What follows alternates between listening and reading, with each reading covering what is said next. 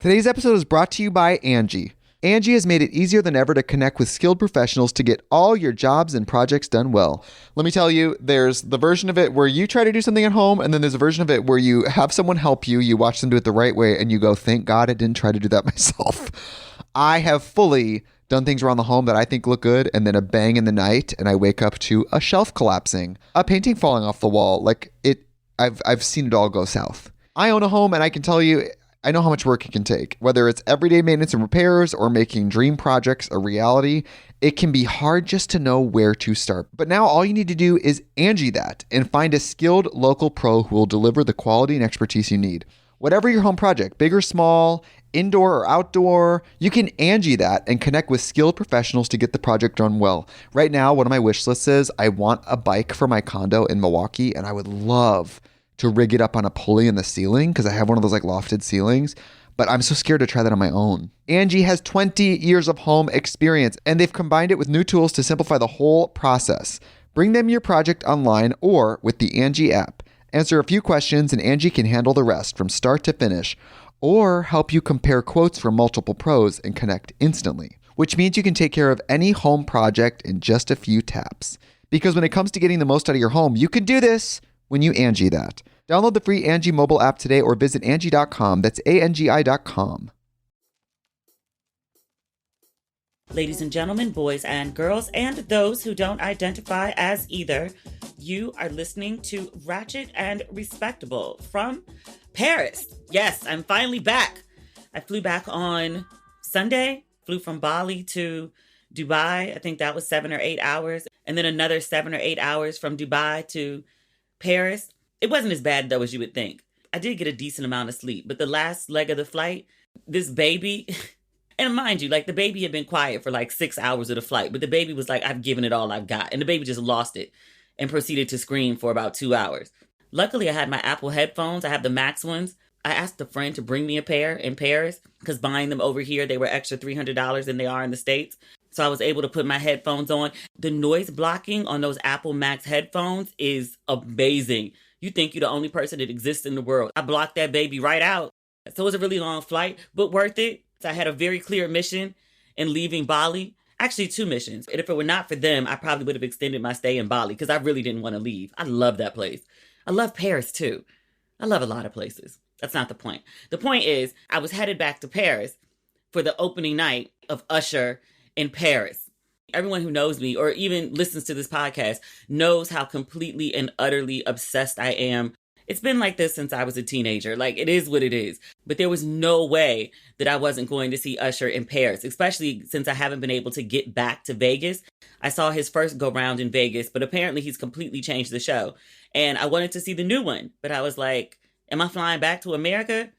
I thought about it at one point, and then Ursher popped up in Ghana, so I got my fix. He was performing for Global Citizen. And I was trying to figure out how to catch him the next time I visit America. And then he added shows for Paris. And I was still living in South Africa at the time, because as soon as he announced it, me and my friend, my lawyer, in fact, were on the phone like immediately and was like, so we're going to see Ursher in Paris. Like, I was headed to London already. And I was like, I'll just pop over from London, meet me over there. I didn't know at the time I would end up moving to Paris, but here we are. Literally, here we are. It was worth crossing oceans and continent hopping, literally, to get to Ursher. I got in at 9 o'clock on Sunday, and Ursher's first show was Sunday night. My plan was to come back and get my house together and then take a nap, and it just didn't work out that way. My hair looked crazy when I got here, and I was like, I can't go see Ursher like this. So I had to wash my hair and twist it out. And then it didn't have time to air dry because my hair, you see how much hair I got. It takes at least an overnight for it to dry fully. So then I had to like blow dry it for an hour because I don't have an overhead dryer here. Like it was an ordeal. I tell you all that to say, I got in at 9 a.m.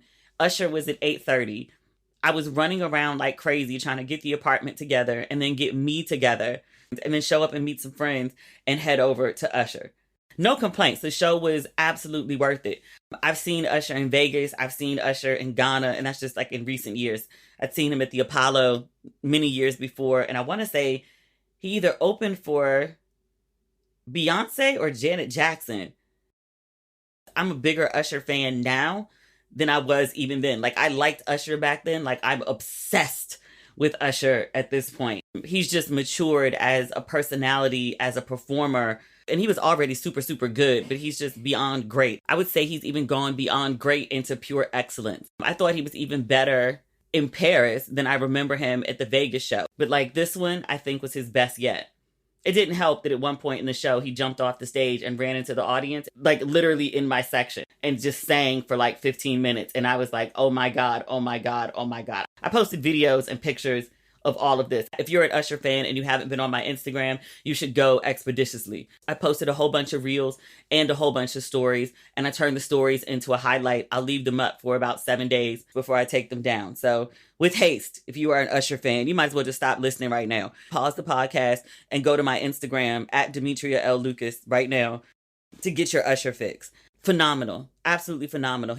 He looked good. He dressed well. He sounded amazing. The mic was on. The high notes were hit. He performed all of my favorite songs. I wasn't a big fan of... Remember Post Confessions? Like Usher goes global and the album goes diamond. And then he released like this dance album and everybody was like, what are you doing? I don't know that Usher had a global audience before that. Clearly, he wanted to attract the Euro audience, and a lot of people were doing dance music at the time. But he did that dance album, and everybody kind of understood, and they were like, all right, black man, you gave us Confessions. We'll just hold on to this. Please your white audience, get your international money, and we'll be here when you get back. Like, it was just sort of an understood thing. He did a lot more of his Euro dance music, definitely more than the Vegas show. He did none of it at the Ghana show. And it makes sense that he did it because obviously we're in Europe. He's fashioned his show to cater to the core audience. Although I would argue most of the people in the audience, it might have been literally like half Euro and half American. Most of the audience was black girls from America. One, I ran into a bunch of people that I knew. And then also a bunch of people I don't know, but that listen to the podcast or follow me online or watch, the thing that we don't name. But people recognized me and was like, Demetria. Which I was like, I'm in Paris. How are y'all recognizing me? But I guess like I still got the same face. I got issues with the whole being recognized thing. It still freaks me out. I'll never get used to it. It just is what it is. It comes in love though. Not the point. Point was, a whole bunch of black girls were there for the Usher show. Like I was standing in line with my friend waiting to get champagne and everyone was speaking English. Like you would have thought we were straight up in America as opposed to, Paris. But nevertheless, in Europe, did his dance music, wasn't mad at it because Usher can sing. Even if they're not my favorite songs or they're not necessarily songs that I know the lyrics to because I really only know the R&B stuff, like I don't mind it. I didn't feel like anything that I really loved got left out in order to accommodate the dance tracks. He brought his roller skates.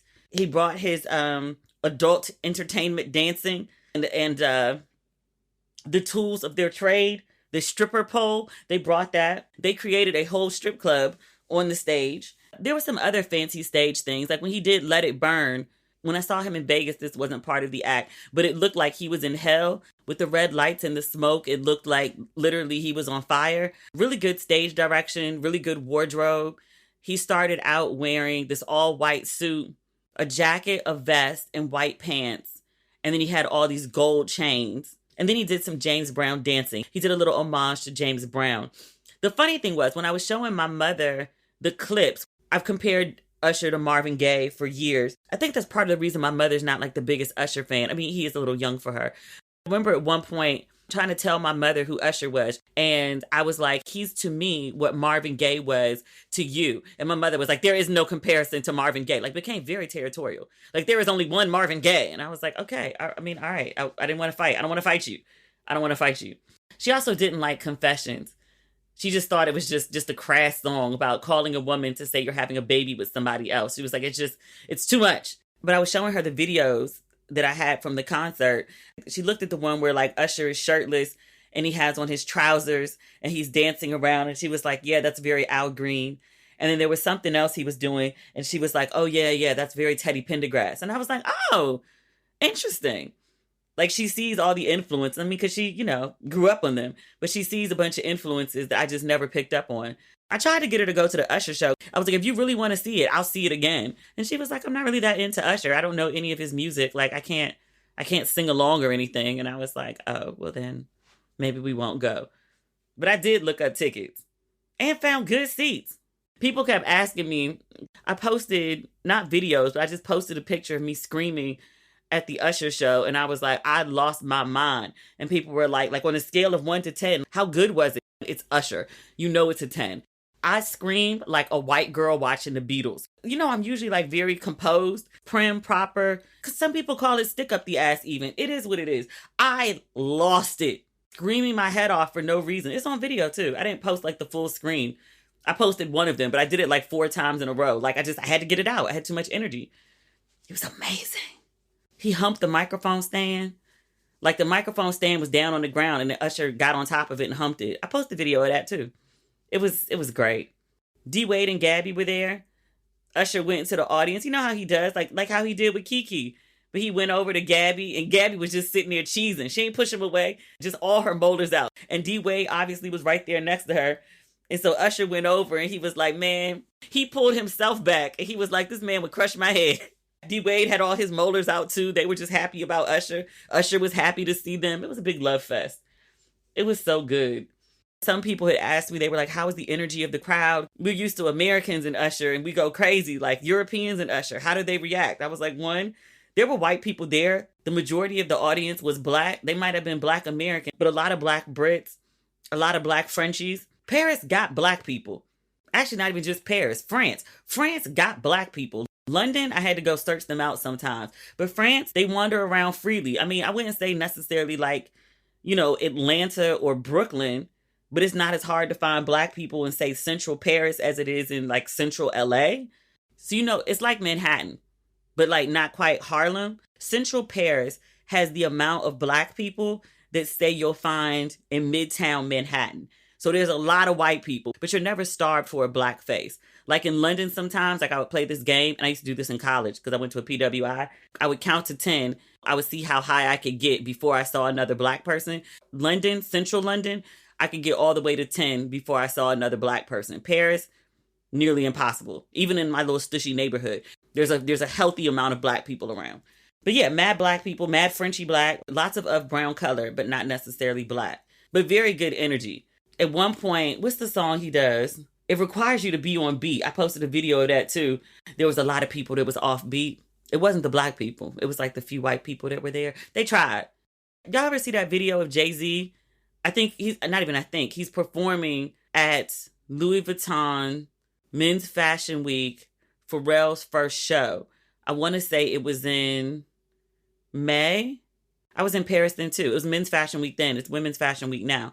I didn't go to Pharrell because I didn't have an invite. But Jay-Z performed at the show. And at one point, he's telling the white people to clap. And then they couldn't find the beat. And so he was like, okay, stop clapping. I thought about that at the Usher show. Like they couldn't quite catch the beat. They tried. Their heart was in it. They had love for Usher. That's why they were there. Also, the concert was the same day that he made the announcement about the Super Bowl. Apparently he's known for a while, which, duh. But the commercial dropped. Everybody and their mother sent it to me as soon as it came out. I love that everyone knows that I'm like Usher's #1 fan. But a bunch of friends, a bunch of people texted or DM'd a link to the commercial. It's the intro of Usher's Confessions video interspersed with current Usher, like Usher from the future calling Usher from the past while he's writing Confessions, which, you know, went diamond. Usher already was super famous and on a great trajectory, but that's the album that pushed him into the stratosphere. Usher from the future calls Usher while he's writing Confessions in the video. And Usher from the past is like, hey, I gotta call you back because I'm working on this song. And Usher was like, don't worry about it. It all works out. I have even bigger news. You're performing in the Super Bowl. And then past Usher is like, wait, put that on everything? Usher looks so young. I mean, because it was 20 years ago. But people be like, oh my God, Usher hasn't aged a day. Has aged in the best of ways. He has aged like the finest of fine wine. But do you know that I watched that commercial with future Usher calling past Usher to tell him about his career trajectory? You know, I sat there and cried. I was so happy for him. And he was so happy because at the concert, he announced, he was like, I'm doing the Super Bowl. He threw his hands above his head. Actually, it was very sexual chocolate. When I saw it in the moment, I thought like an excited kid. But when I saw the video of it, and I was like, it's very much giving sexual chocolate. But he did it twice. Like he did it when he was on the main stage, and then I told you he came in the crowd and he ran up on the stage and he sung some songs, and then he was just chatting with the audience. He was thanking L.A. Reid, who was in the crowd. He thanked his partner. She was there. It was his youngest child, his daughter. It was her second birthday. His mother was there as well, and he thanked her too. And then he also announced, again, as if we didn't hear him the first time, he was like, I don't know if you heard me the first time. And he was like, I'm doing the Super Bowl. And then threw his hands up over his head again. And I was like, even before I knew how excited he was, I too am excited. On the way to the Usher concert, my friends and I were plotting. We were like, so how are we going to get to the Super Bowl? Do we need to get flights and hotels now? They were like, Demetria, do you even know where you're going to be? Are you going to be in America? And I was like, no, I'll be in Ghana. I will fly back from Ghana to Vegas for Usher. I'll figure it out. You find a way to get me into the concert, I will figure out how to be there. If I got to go stay in LA and drive over 4 hours for the game, I will do that. I'm going to see Usher. You do your part. You work your magic. I'll get myself across the ocean. I have my whole travel schedule planned out until August 2025. I plotted it out on the plane coming back from Bali. Like I had a loose version of like, I think I want to do this. I think I want to do that. And then I just had to make sure all like the cities and the dates align. So I don't have the flights and everything yet, but I know like, oh, I'll be here and I'll do excursions to here. And then I'll move here. The cities where I'm living and the cities I want to visit, I plotted all this out like logistically on a map. And I have the date. I just got to go in and plug like the things to do. That's not the point. The point, the rollout for this Super Bowl, there's another commercial with Usher and Confessions where it's Deion Sanders, because, you know, face of football right now, is calling Usher to be like, hey, you're doing the Super Bowl. And Usher was like, stop playing with me. And Deion was like, I don't play no more. I'm a coach now. I was like, this is hysterical. Also, who is Deion Sanders' agent or publicist? Them folks need a raise. They need a damn raise. Because Deion Sanders is everywhere all the time. I was like, this Negro is in an Apple commercial now? You know, I'm a fan of Deion as a personality. I don't watch football. But, you know, I'm a woman of a certain age. I remember the first go-round with Deion Sanders. Now he's Coach Prime. I just remember the hell people gave him when he left Jackson State and went to Colorado. People were like, oh, my God, how could you? How could you? I was like, they paying that man $30 million. People are like, he already has money. Can he not have more? Why are you trying to cap that man's income? They were like, Colorado said they don't even have the money to pay him. He's going out there on just hopes and prayers and wishes and dreams. What if they don't pay him? They said they figure out they find the money and did. Apparently, he's a huge cash cow for Colorado. We talked on a previous episode how all the men are flocking to Colorado to see Deion because he's like the Beyonce of sports right now. Everybody wants to go see Coach Prime and the Buffaloes. Deion is and isn't catching hell right now. Again, I don't follow sports. I just know, like, you know, the basic highlights, the stuff that makes it into the larger zeitgeist. I know that one of the issues with him going to Colorado, well, one, it wasn't an HBCU, and they were also like, well, the team sucks because I want to say their record last year was 1-11. They were like, they're hiring you and paying you all this money because it's a sucky team and you're going to get out there. You're not going to be able to fix it. And they're going to blame everything on you. Like, you know, they're calling in the black man to a sinking ship and he's dumb enough to take it. But he gets to Colorado. He has a couple big wins out the gate. The people who, you know, defended his move to Colorado were talking big shit. Deion was talking big shit because that's what he's always done. He's been doing that shit since the 90s. It's not new. He just, you know, he knows he's that dude. And he is. He's supposed to pretend not to be. But his team recently had a really bad loss. It was almost a blowout, I read. I want to say it was like 40. Let me look this up. People like to jump on the most insignificant details sometimes. To be like, you said 42-6 against Oregon. And he's being raked over the coals of it. And I was like, again, you know, I'm not the biggest sports fan. It's my understanding of sports teams, just the little that I do know, you correct me if I'm wrong, that occasionally they lose games. That it's very rare to have a team that wins every single game. But people are going in on Deion like the season is finished and he's 1-11. I was like, even if the team doesn't win like another game for the entire season, their record would be better than last year, which was 1-11. Would it not? Is my math wrong? Maybe. But people are like going in on Deion Sanders and I'm like, what exactly is the issue? Because it's not just that he lost the game. It's not that it was a blowout. What exactly is the issue? Y'all mad because he's like an outspoken black man? Y'all mad because he don't really give a fuck? Y'all mad because he speak his piece? Like, what's the issue? Just get to the issue. Because the way folks are going on about this one loss, I'm like, again, I have no investment in Deion Sanders. I don't watch sports. I feel no way about Colorado. I feel no way about Oregon. I have no emotional attachment to anything involved here. It's just me from the outside looking in, wondering why the hell is everybody so mad at this man over one loss? He did better than last year, right? Did you expect him to turn the entire team around in a year? Is that what we're doing now? You tell me. I don't know. I'm not a sports fan. I'm just trying to make sense of it because the shit don't make no sense. And also, and this isn't even like a defensive Deion. It's just like, he's handling the loss. And I thought that was part of the issue. I was like, did he lose and then try to blame it on a bunch of other people? Did he not take the L? Did he not take responsibility as the coach? Is that why people are upset with him? Like, is he showing bad sportsmanship or something? I'm reading on ESPN. He did a press conference after the game. They asked him what happened. Deion said, we played like hot garbage. Good old-fashioned butt kicking. No excuses. So he owned it. He's not blaming other people. I'm just confused. Like, what exactly is the problem? I just wish people would state what the issue is. Like, because people are so viscerally mad at him. And I'm like, what is the underlying issue? Because maybe we can resolve it if we talk about what the actual thing is. But going in the way people are on this man over this one loss, I'm confused. The Angie's List you know and trust is now Angie, and we're so much more than just a list. We still connect you with top local pros and show you ratings and reviews, but now we also let you compare upfront prices on hundreds of projects and book a service instantly. We can even handle the rest of your project from start to finish. So remember, Angie's List is now Angie, and we're here to get your job done right. Get started at Angie.com. That's ANGI, or download the app today. Today's episode is brought to you by Angie. Angie has made it easier than ever to connect with skilled professionals to get all your jobs and projects done well. Let me tell you, there's the version of it where you try to do something at home, and then there's a version of it where you have someone help you, you watch them do it the right way, and you go, thank God I didn't try to do that myself. I have fully done things around the home that I think look good, and then a bang in the night, and I wake up to a shelf collapsing, a painting falling off the wall.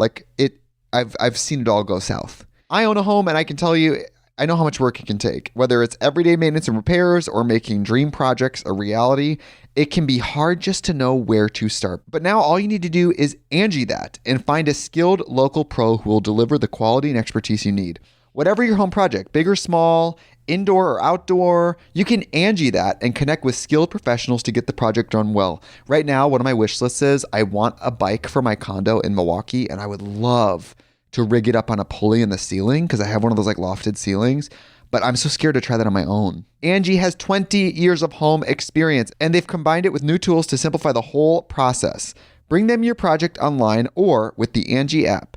Answer a few questions and Angie can handle the rest from start to finish, or help you compare quotes from multiple pros and connect instantly, which means you can take care of any home project in just a few taps. Because when it comes to getting the most out of your home, you can do this when you Angie that. Download the free Angie mobile app today or visit Angie.com. That's ANGI.com. What else is going on this week? There's some good Black news. There's also some weird Black news. But we'll start with the good. Choma Nandi. She's the first Black woman to head British Vogue. She was previously the editor of US Vogue's website. She's been at Vogue for over a decade, and she's replacing outgoing editor of British Vogue, Edward Enninful, who is a fashion god.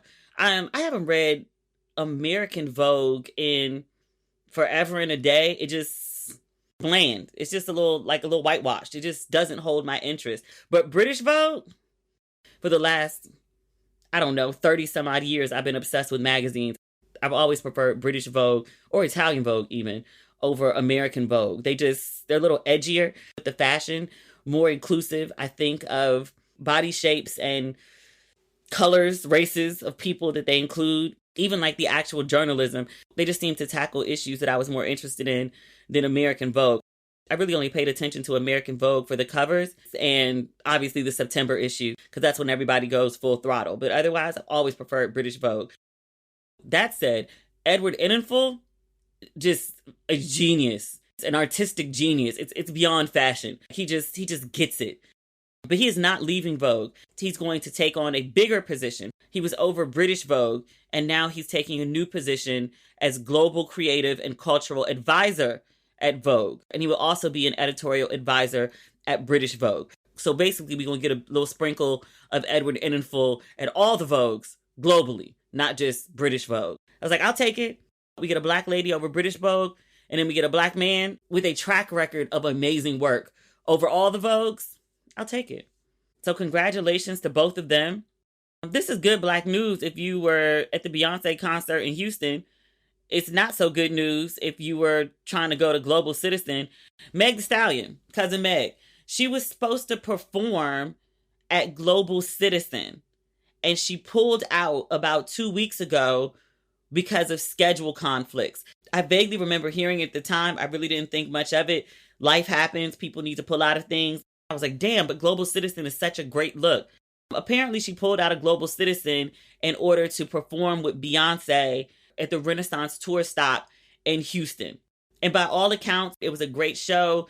Beyonce gave her much praise. Meg was on stage. I saw the video of this and had like a fangirl moment for Beyonce, which, I think most people would if they were on stage with Beyonce. I get it. Houston is her hometown. She's performing with Houston's finest in Houston. I get it. I totally get it. Hometown love, want to show up for your people. I get it. And also there's a part of me like, Meg, it's Global Citizen. Houston is dope. Nothing against Houston. Texas is huge. Nothing against Texas. I'm just kind of like, the opportunity to do like a big local thing, like it'll make a splash that you performed at Beyonce's concert, but it's like you're a guest star. It's somebody else's big, big moment. It's not your big, big moment. The stage at Global Citizen, my love, is bigger than Houston. It's bigger than Texas. It's global. It's not a bad look. I just, I root for Meg. I want her to be huge and gigantic and all of the things. And I don't know, like if I was her management, if I would be like, okay, it's fine. Pull out a Global Citizen, which is going to be broadcast worldwide to do a Beyonce concert. I'm like, you could be the guest star at Beyonce's concert, which is dope, which is an honor. You could perform for your home crowd, which you've done before. It won't be the first time. And that's an honor. I get it. But I'm also like, if you want to be Beyonce, and not just, an invited act. If you want to be the whole act, Global Citizen. Not mad at it. And it's not like performing with Beyonce is a bad thing. It's not like, that she's not getting plenty of press off of it. It's not like the clip isn't going viral. It's not like she was getting paid for Global Citizen. It's a volunteer thing, which people do because of the big, big, big audience of it. But I'm just like, Meg, I want you to be as big as Beyonce. It's not about you at Beyonce. It's about Blue and then Beyonce. And then you get like 5 minutes as opposed to Global Citizen where it's literally about you. Meg. It's not the end of the world. It's not a horrible decision. It's just, I wish she would have done Global Citizen. You can host the best backyard barbecue when you find a professional on Angie to make your backyard the best around. Connect with skilled professionals to get all your home projects done well. Inside to outside, repairs to renovations. Get started on the Angie app or visit Angie.com today. You can do this when you Angie that. This is weird black news. We're going to go weird first, and then we're going to go, I guess that's weird too, but it's teetering on bad. This Lizzo thing, we'll talk about that in 2 seconds. Johnathan Majors and Megan Good have been dating for quite some time now. I think he goes back to court in October. There's still no resolution in the incident from earlier this year in which his ex-girlfriend accused him of assault. There are still charges. That's still in motion. But Megan and Johnathan have been out and about. They were in D.C. this weekend for CBC, Congressional Black Caucus, which I used to live for that event. I've been going to it since I was like 13, 14 years old. Like my dad insisted every year I had to go to the big gala, and I hated it. I had no interest in it. And then when I became an adult, especially after I moved to New York, I used to come home every year to go to CBC because that level of partying is unmatched. I mean, there's also, political work and think tanks and very important people doing very smart things for the betterment of Blackness. There's also amazing fucking parties. Like I would do the panels for CBC. attend some, speak on some, depending on the year, depending on what project I had out. And then also, hit every party I possibly could. Like, I live for CBC. I haven't been since before COVID. Obviously I didn't go during COVID. They didn't have it during COVID. One year I just didn't fly out from California. In retrospect, I should have. Another year, I don't know. I just keep missing CBC. Then I moved to Africa. And then I was planning to go back this year because I was going to leave London at the beginning of August and then stay in the States for 2 months before I went back to Ghana. And then I decided to move to Paris. And then Ursher happened. And then Davita's birthday was the 22nd. She was like, come to Bali. And I was like, okay. I say all that to say, Megan Good, Johnathan Majors, Lorenz Tate, and basically every other Black celebrity in the country, the ones who weren't at the Ursher concert or at the Beyonce concert. Clearly there's a lot going on right now. We're in D.C. The only reason this is coming up, I don't know which gala Megan Good and Johnathan Majors were at. Lorenz Tate was emceeing. He said some words about beautiful Blackness and Black people organizing, having an agenda, getting their ish together. Like, okay. And then he passes the mic to Megan. She was like, I'm so happy to be here. I love you all. More words about Black empowerment, Black beautiful people. And then she gives the mic to Johnathan Majors. She's like, babe, do you have something you want to say? He takes the mic. This is where the story gets interesting. He's like, the missus said everything she had to say. That's that. And everybody was like, record scratch. The who? So then there was like speculation all weekend whether Johnathan Majors and Megan Good got married. Every credible journalist in the country has been checking marriage records all over the place. Apparently no one can come up with a marriage license. It seems it's just Johnathan Majors being country again. He a country dude. I'm laughing because I'm thinking about the stuff that people say about his clothes. And they were like, why he always dressed like a runaway slave? I don't condone it. I'm just laughing at it because it's so stupid. He wears weirdly shaped clothing. And I'm like, bruh, like, he seems content. He used to walk around with a little cup. What are you doing? My only real interest in Johnathan Major, did you or did you not beat this woman? Like, you want to wear your little wrinkled clothes? I don't care. You want to wear your little misshapen, non-tailored clothes? That's your business. I ain't got to look at you all day. Megan does. My preference in looking at Johnathan Majors was really, the less clothes, the better. The cover of Ebony, fascinating. When he was Tick on Lovecraft Country and he took all his clothes off, fascinating, lovely. My favorite Johnathan Majors. I just want to know, did you beat that lady or no? That's all I really care about. And, did you or did you not marry Megan Good? But it seems that he did not. The Root ran a story about it and was like, hey, he a country dude. Saying somebody is the missus is kind of like saying my old lady. It don't mean wife the way everybody thought it did. Like, everybody calmed down. And I was like, all right, I'm going to still be paying attention to TMZ, see if they produce a marriage license. I'm just saying, I don't know. If they got married, that's a choice. I want the best for her. I really like her. I've interviewed her multiple times over the years, and she's a really sweet person. I also want the best for Lizzo. I think cousin Lizzo, I've had to say this about some other people that we really loved. Like, when multiple people start accusing them of doing the same shit, I'm like, did you do that shit? I think you might have actually done that shit, yo. Yet another person filed a lawsuit against Lizzo. We talked about the previous one from like maybe a month ago. August. I'm reading this on The Guardian. There was a new lawsuit that came out on Thursday. There's another former employee, a fashion designer, who created pieces for dancers on Lizzo's tour. She filed a lawsuit in Los Angeles Superior Court, and she accused the singer and other members of her team, including the wardrobe manager, of bullying as well as sexual and racial harassment in a, quote, unsafe, sexually charged workplace culture. And The Guardian notes that this lawsuit comes a little over a month after Lizzo's tour dancers filed a lawsuit accusing the singer of sexual harassment and weight shaming for multiple incidents in 2021 and 2023. And again, I'm reading this from The Guardian. So again, the suit is from the designer, so she would work closely with the wardrobe manager.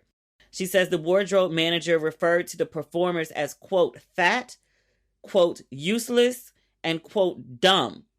They were also forced to change in front of predominantly white male stage crew members who would lewdly gawk at them, according to reports. The Guardian notes that The Hollywood Reporter reviewed the lawsuit. The Hollywood Reporter, they reported there was a group chat consisting of over 30 people from the Big Girl Big touring team, which included Lizzo, tour management, and the plaintiff, the woman who's suing.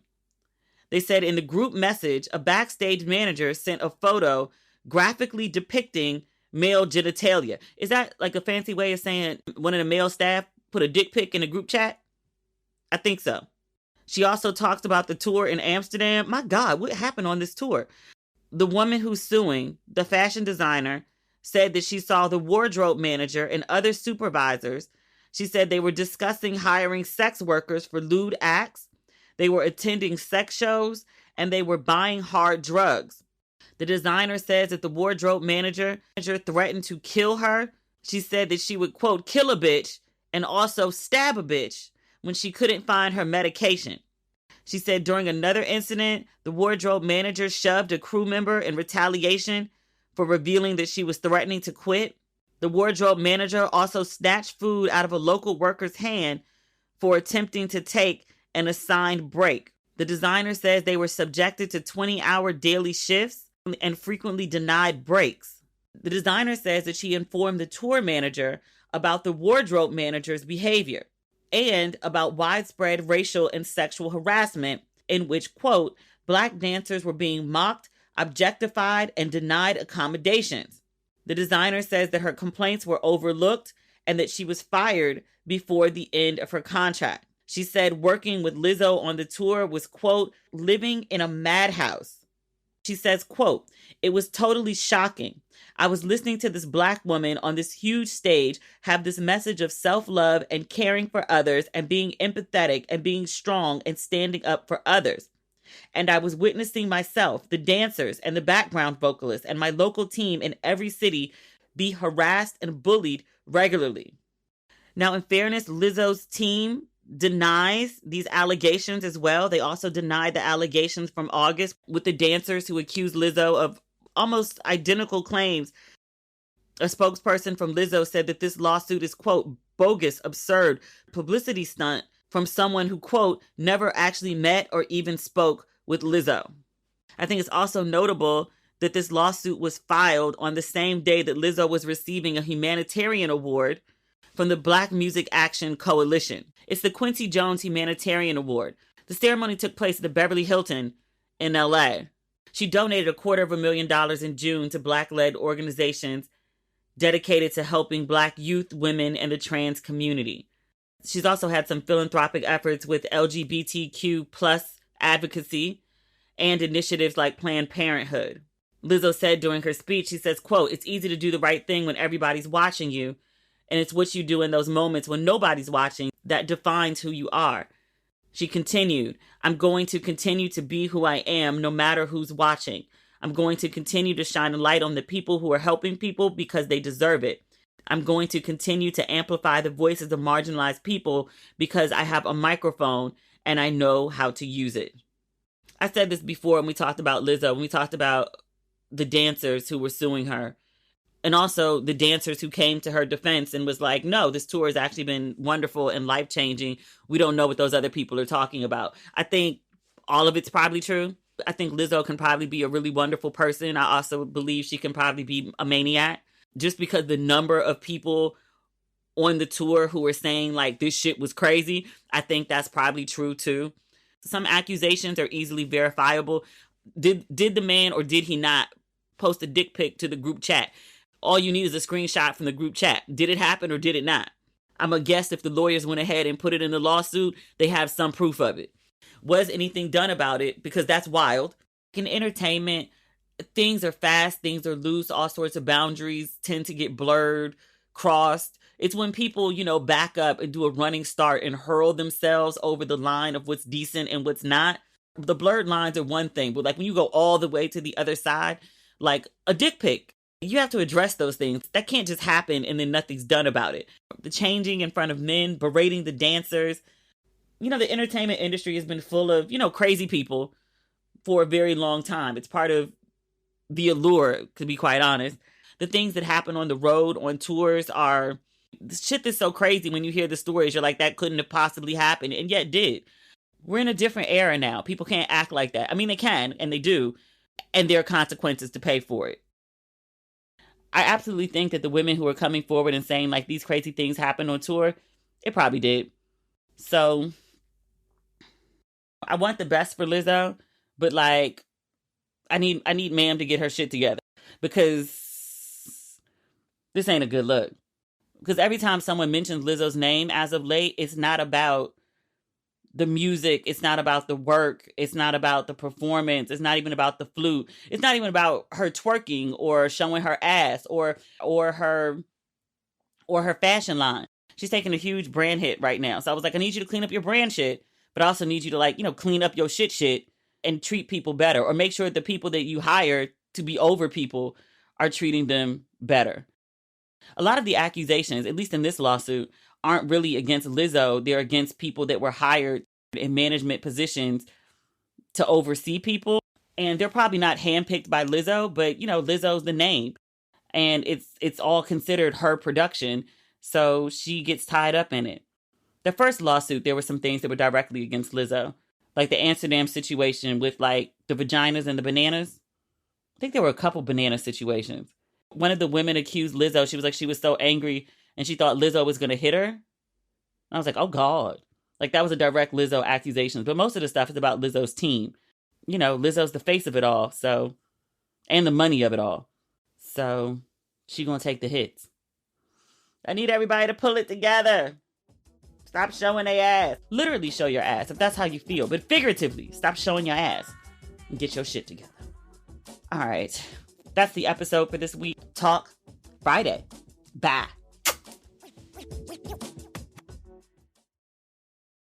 Today's episode is brought to you by Angie.